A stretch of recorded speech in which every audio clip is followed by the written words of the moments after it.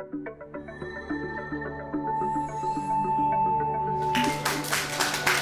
20 years, I've been looking out my kitchen window at the Newport Power Station chimney.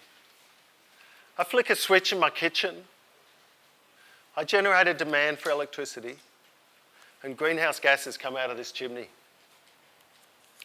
I do that. I'm responsible for that. I'm causing climate change. We all are. We're all doing that.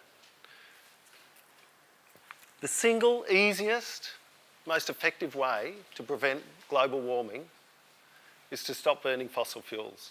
BZE, Beyond Zero Emissions, they're about 2 miles up the road, have demonstrated that in 10 years this country can completely remove fossil fuels from our economy. And it's not hard. It's like a cup of coffee a day.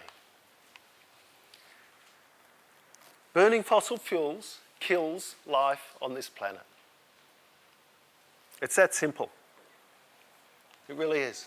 We're responsible, we're causing it, and we've got a choice, a very, very clear choice. It's about climate change science and human psychology.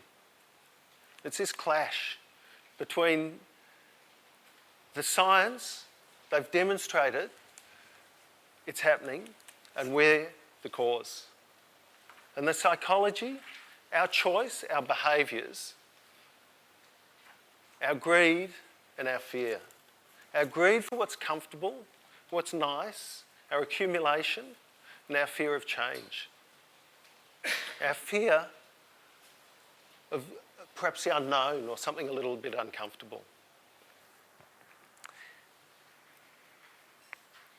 Riding push bikes, getting on public transport, solar panels are great, they're really, really wonderful.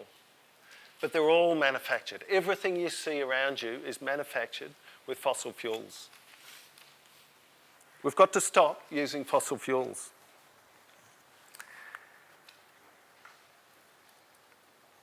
It's going to define us for future generations, how we behave, the choices we make. It's how our kids are going to remember us. It's how our grandchildren are going to remember us.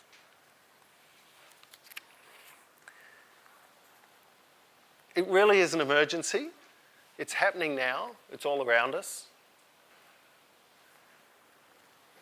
It's a choice, and it's going to define us. And the technologies are there to change it. So there's really no excuses. That's what motivates me. It's what makes me excited, what gets me up at 2 o'clock in the morning. Start writing in my diary.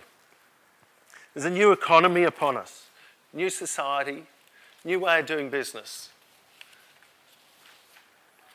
We can change climate change. My first grandchild is going to be born next year. The science says that by 2100, the globe will have warmed between 4 and 6 degrees. Our public transport doesn't work when it gets hot. Our sea levels rise. Our properties have become valueless.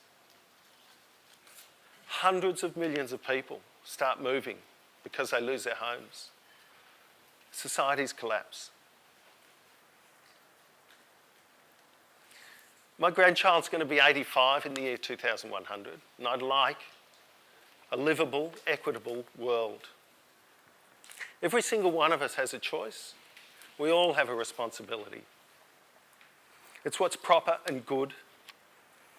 We are the first generations, the first people alive to understand this responsibility. We are the last to have a choice to act. We need to stop waiting for leadership. We need to start acting. We need to change our behaviour. We need to change the clothes we wear, the food we eat, how we move around the globe, how we move, the choices we make. We need to change the way we vote, the way we spend our money. It's the right thing to do. There are immense opportunities. It doesn't matter if you're a politician, if you're a CEO, if you're a primary producer. The opportunities are there. I want to look out my window and see no puffs of smoke and no chimneys. I want to look at my children and my grandchildren and see a smile on their face. When I'm in a wooden box, I'd like them to see a smile on my face. It's time to act. Don't be fearful. It's a hugely opportune time for humanity. And whatever you do, don't clap when I finish. Take that little bit of energy home with you and make change. Thank you.